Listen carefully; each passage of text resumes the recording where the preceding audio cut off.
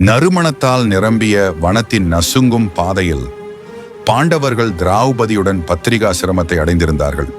அந்த ஒரு மாலை நேரத்தில் திரௌபதியின் பாதங்களுக்கு அருகே விண்ணுலகில் இருந்து விழுந்தது ஒரு அபூர்வமான மலர், அழகும் நறுமணமும் கொண்ட சௌகந்திகா மலர்.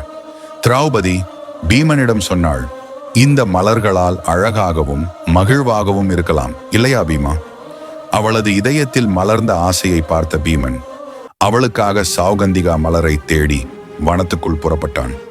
பாதையில் பீதியூட்டும் காட்டு மிருகங்களும் தடையாக நிற்கும் அரக்கர்களும். ஆனாலும் பீமன் ஒரு பயமில்லா வீரன். அவன் போராடி வன்மையாக அத்தடைகளை கடந்தான். அந்த மலர் கிடக்கும் மலையை அடைந்தான் பீமன். அங்கே அழகான நீரோடைகள், சௌகந்திகா மலர்களால் நிரம்பிய ஒரு வனத்தோட்டம். அந்த தோட்டம் செல்வத்தின் தேவன் குபேரனுடையது. ஆனால் அதற்காக 2 வீரர்களை காவலாக இருந்தனர், மணிமான் மற்றும் குரோதவாசல். அவர்கள் பீமனிடம் யுத்தத்துக்காக தயாரானார்கள். ஆனால் பீமனின் புஜபலத்துக்கு எதிர்ப்பு எங்கே? அவன் அவர்களை வென்று அந்த அழகிய மலர்களை பறித்து திரௌபதிக்காக மீண்டும் திரும்பினான். அந்த மலர்கள் வெறும் பூக்கள் அல்ல, அவள் ஆசைக்கான பீமனின் பாசத்தின் சின்னம்.